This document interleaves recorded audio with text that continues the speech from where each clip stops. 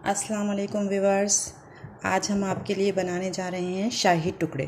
اس کے لیے میں نے یہ 10 یا 8 کے قریب سلائز ہیں، یہ سلائز لے لیا۔ ابھی میں ان کے یہ کنارے کاٹوں گی۔ اس کے بعد میں نے آدھا کلو دودھ لے کے، یہ آپ کے سامنے آدھا کلو دودھ، اس میں نے 2 ٹیبل اسپون چینی ڈال کے اسے پکا لیا ہے، بلکہ پکنے کے لیے رکھا ہوا ہے، تھوڑا اسے گاڑھا کرنا ہے، اور 3 یا 4 چھوٹی الائچی پیس کے یہ ڈال دیا ہے، یہ آپ کو نظر آ رہی ہے۔ اس کو میں ابھی اتنی دیر تک پکاؤں گی کہ یہ گاڑھا ہو جائے، اور اس میں پھر اس کے بعد اور بھی کچھ ایڈ ہوگا، وہ میں آپ کو دکھاؤں گی۔ پہلے یہ تھوڑا سا گاڑھا ہو جائے، اور یہ چولہے پہ رکھ دیا میں نے اس کو گاڑھا ہونے کے لیے۔ بوائل آ چکا ہے اس میں، اب اس کی کٹنگ ہوگی۔ کٹنگ کر کے پھر میں اس کے ساتھ کیا کروں گی آپ کو بتاؤں گی۔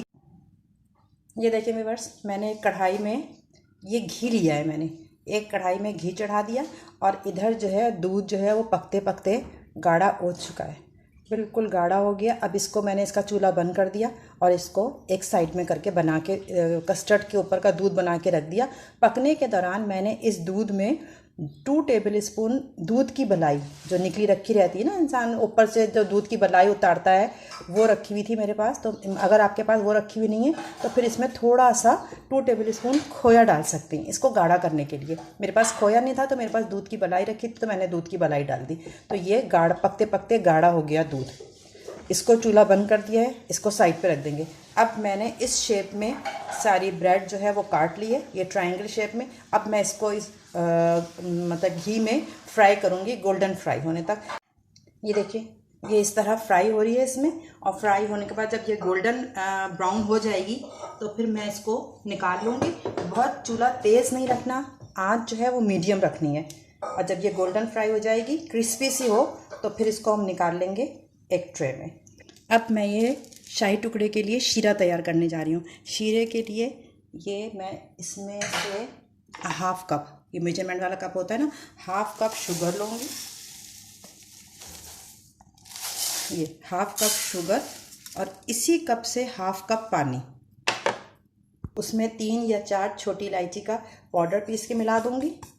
یہ شیرہ تیار ہو رہا ہے، اس کا کوئی 1 تار کا 2 تار کا شیرہ تیار نہیں ہوگا، بس یہ ایسا ہونے لگے، چپچپا سا ہونے لگے تو پھر اس شیرے کو چولہا بند کر دیں گے۔ اس میں تھوڑا سا کلر دینے کے لیے 1 چٹکی زردے کا رنگ ڈال دوں گی، بالکل 1 چٹکی، تاکہ بریڈ پہ کلر آ جائے ذرا، بس یہ 1 چٹکی زردے کا رنگ ڈالا، اور اس کو چلاتے رہے۔ بوائل آ جائے گا، جب اس میں بوائل آنے لگے گا تو میں آپ کو دکھاؤں گی کس اسٹیج پہ چولہا بند کر دینا ہے۔ یہ دیکھیں، شیرے میں بوائل آ گیا۔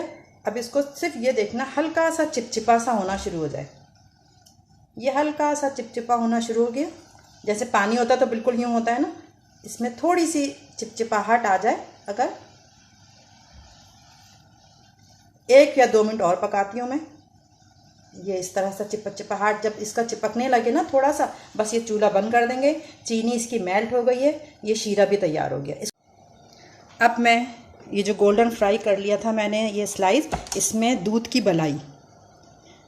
بلائی جیسے بٹر لگاتے ہیں نا اس کے اوپر، اس طرح یہ میں نے دودھ کی بلائی لگائی ہے، ہر پیس پہ لگا کے، اور پھر ان کو آپس میں جوڑ دیں گے۔ میں آپ کو بتا رہی ہوں ایسے یہ دیکھیں، یہ سارے بریڈ کے سلائسز کو سینڈوچز کرا میں نے بیچ میں بلائی لگا۔ کچھ لوگ کھویا لگاتے ہیں، کچھ بلائی لگاتے ہیں۔ میرے پاس بلائی، دودھ کی جو بلائی اوپر سے اتری ہوئی ہوتی ہے وہ اویلیبل تھی، میں نے وہ لگا دیا۔ اب یہ جو شیرہ تیار کیا ہے میں نے، اس شیرے کو اس کے اوپر پورا پور کر دیں گے، تاکہ یہ جذب کر لے شیرہ۔ یہ تھوڑی دیر اس کو اسی طرح چھوڑ دینا ہے، یہ سارا جو چینی کا شیرہ ہے یہ اس کے اندر ایبزارب ہو جائے گا۔ یہ دیکھیں، یہ سارا اس نے شیرہ پی لیا۔ اب میں نے جو گاڑھا دودھ رکھا تھا وہ اس کے اوپر ڈال دوں گی۔ اب اس کو ہم تھوڑی دیر چھوڑ دیں گے، اس کے بعد پھر میں اس کو بادام پستے سے اور چاندی کے برف سے گارنش کروں گی۔ یہ ہے میرے شاہی ٹکڑوں کی فائنل لک۔ اس کو میں اس طرح اسپرنکل کر کے اس کو ذرا ڈیکوریٹ کر دوں گی،